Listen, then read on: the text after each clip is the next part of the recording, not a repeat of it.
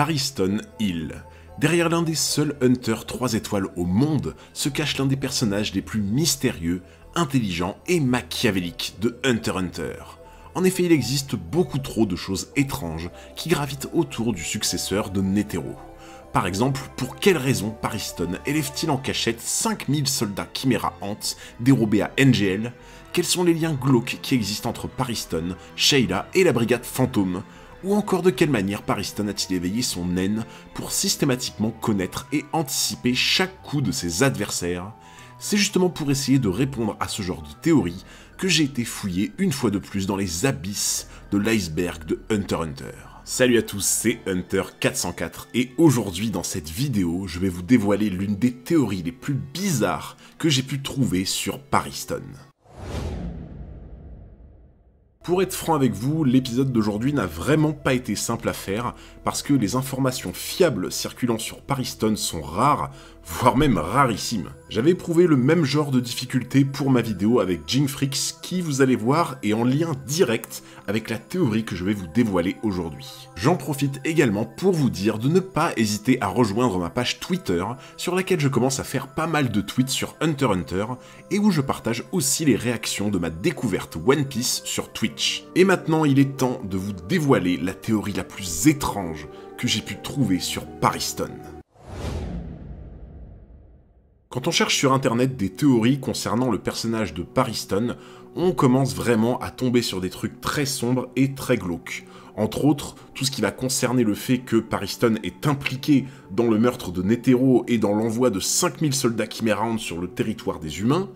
Aussi dans tout ce qui va concerner l'affaire Sheila, qui au final est potentiellement la personne qui a trompé Kurapika et qui a fait en sorte que son clan Kuruta soit décimé. Et forcément, quand on commence à relier toutes ces petites choses par-ci par-là, on se rend compte qu'il y a une seule et même araignée qui a tissé toute cette toile, et souvent tout se recoupe vers Pariston. Le problème, c'est qu'on sait encore très peu de choses sur les réels agissements de Pariston dans toutes ces affaires, donc au final, vu qu'on a aucune vraie preuve tangible, on va remuer un petit peu la sauce en permanence pendant des années, sans vraiment savoir dans quoi Pariston peut être vraiment impliqué. Et pour moi, c'est clairement une erreur qu'on est en train de faire, parce qu'on veut absolument savoir ce qu'a fait ou ce qu'a pu faire Pariston, sans vraiment s'intéresser en profondeur au personnage. Et je vous jure que quand on s'intéresse plus en détail au personnage de Pariston, à son passé, et surtout à comment Togashi l'a pensé et a design le personnage, je vous jure qu'on tombe vraiment de sa chaise et on se dit « Mais c'est quoi ce truc de ouf ?» Ok, maintenant c'est l'heure de balancer la bombe.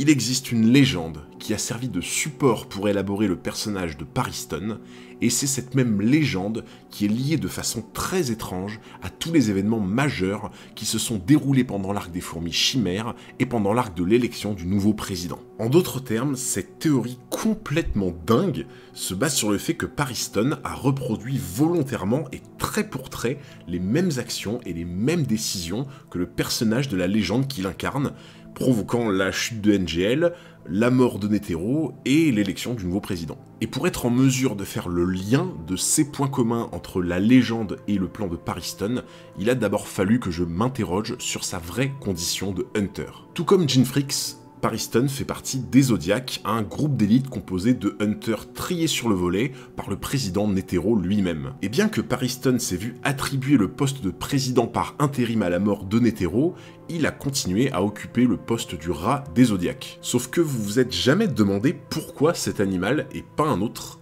Et bien pour le savoir, il faut replonger dans la même légende que celle dont Togashi s'était inspiré pour attribuer l'animal du Zodiac de Jinfrix, à savoir le mythe de l'empereur de Jade. Si vous avez déjà regardé ma vidéo sur Jinfrix, ça doit vaguement vous évoquer quelque chose, à savoir que j'avais déjà parlé de cette histoire de l'empereur de Jade, en expliquant justement que Jinfrix fait partie de cette légende, il représente le sanglier dans le signe du zodiaque, ou plutôt le cochon, et dans l'idée, le mythe autour du cochon du zodiaque, c'est qu'il arrive systématiquement en retard à cette fameuse course, et c'est justement ça qui est symbolisé au moment où les Zodiacs se retrouvent devant l'association Hunter, parce que qui est le dernier qui arrive d'un pas nonchalant? C'est Jin. Et chose assez amusante également, c'est que dans le mythe de l'empereur de Jade, il est également spécifié que le cochon, donc le sanglier, il est connu pour avoir un tempérament un petit peu rugueux quand il voit que certains ne l'écoutent pas ou ne sont pas d'accord avec lui dans les réunions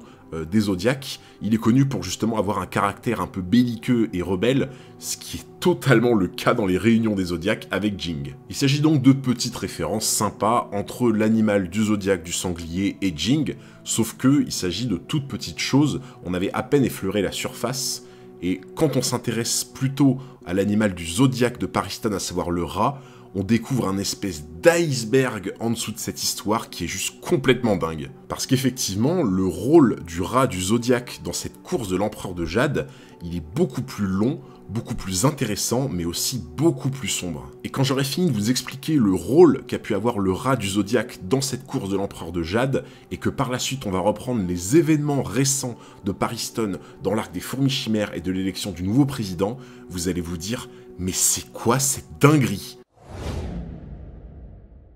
Si on repart à la base de la légende, l'origine du Zodiac chinois remonte à l'époque de l'Empereur de Jade, le chef des dieux, dont l'objectif était de sélectionner 12 animaux en vue de constituer sa garde rapprochée. Pour ce faire, l'Empereur de Jade envoya un immortel dans le monde humain pour annoncer l'organisation d'une course pour accéder au portail céleste, l'ordre de passage de cette entrée déterminant le rang de chaque animal. Le jour suivant, tous les animaux se mirent donc en route en direction de la porte céleste, et le rat, représenté par ce cher Pariston, s'est élevé très tôt pour arriver le premier, mais sur son chemin, une rivière l'a obligé à s'arrêter en raison de son très fort courant. Après qu'il ait patienté un long moment, le rat Pariston remarque le bœuf qui venait d'arriver et qui s'apprêtait à traverser la rivière. Le rat se jeta alors dans son oreille, ce qui pour le coup est un petit peu bizarre quand on y pense,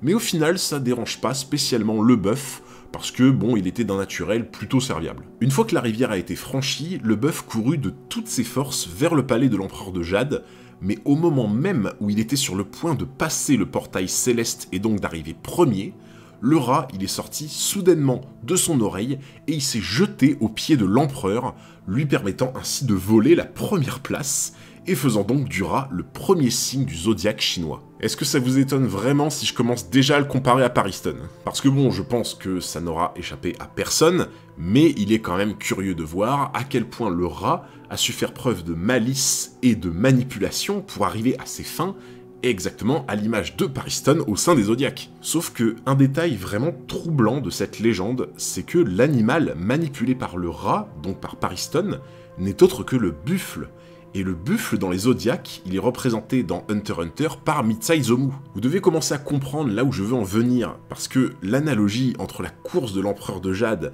et l'élection du nouveau président des Hunters, ça prend alors tout son sens. Parce que le rat a manipulé le buffle pour obtenir le premier rang des Zodiacs dans l'histoire, tandis que Pariston, il a manipulé Mitsai-Zomu pour devenir le président des Hunters. Et tout ça en incitant les gens à voter pour le Zodiac du buffle, plutôt que pour lui,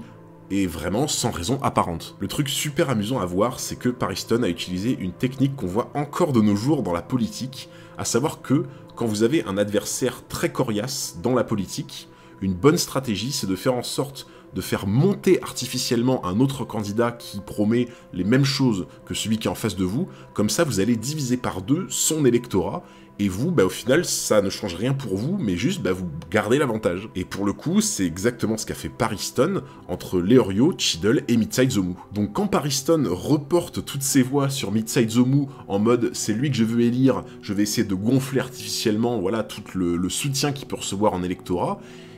c'est clairement une inspiration qui vient du rat du Zodiac, qui a en quelque sorte profité des services du buffle et qui s'est installé confortablement sur lui pour qu'il fasse le trajet à sa place et qu'à la fin, ça soit quand même Pariston et donc le rat qui récolte tous les honneurs. Et au-delà de ça, une image que j'ai trouvée vraiment hyper sympa et super symbolique, c'est que on nous explique bien dans la légende de l'Empereur de Jade que le rat va venir se loger dans l'oreille du buffle. Et là où c'est intéressant, c'est que très souvent on dit que quelqu'un qui va, un peu comme dans le Seigneur des Anneaux avec Langue de Serpent et Théoden, il va venir susurrer à votre oreille, c'est-à-dire qu'il va venir vous donner ses indications, essayer de vous manipuler, et souvent on parle du fait de parler dans l'oreille de quelqu'un pour, entre guillemets, le manipuler de loin.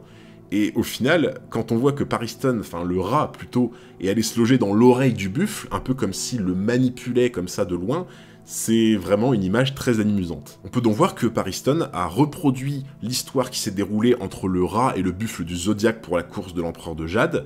dans l'arc de l'élection du nouveau président, où on a vraiment un copier-coller de la situation et des actions qui s'y sont faites. Et je pourrais m'arrêter là en vous disant, voilà, c'est cool, je vous ai présenté une histoire bien sympa, sauf que vous êtes sur la chaîne de Hunter 404. Et croyez pas que ça s'arrête ici, parce que j'ai encore quelque chose de plus ouf à vous montrer. Parce que tout à l'heure, je vous ai bien parlé de quelque chose qui va retracer l'histoire de l'arc des fourmis chimères.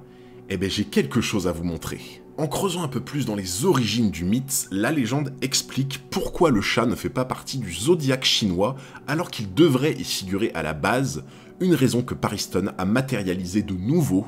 mais cette fois-ci par les événements ANGL contre les fourmis chimères. Quand on reprend le mythe de l'empereur de Jade, l'histoire évoque les traces d'un conflit permanent résidant entre le chat et le rat, une querelle qui rappelle sans mal la relation étroite et conflictuelle qui existait entre Netero et Pariston, Netero qui par ailleurs ne figure pas réellement et factuellement dans le rang des zodiaques, tout comme le chat. Le chat, symbolisé par Netero, prenait notamment plaisir à tyranniser le rat, symbolisé également par Pariston, exactement ce qui se passe dans Hunter x Hunter,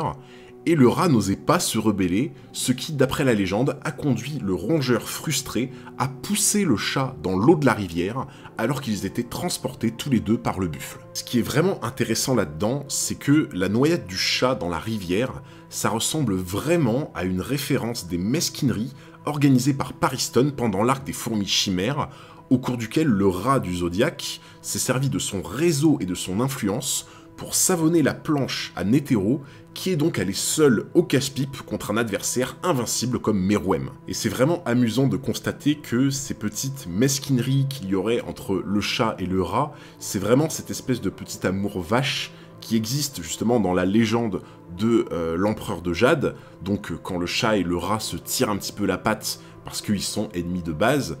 et vraiment quand on voit la planche qui a été sabordée par Pariston grâce à son réseau et son influence pour que Netero aille justement au casse-pipe en mode c'est le dernier coup que je te fais,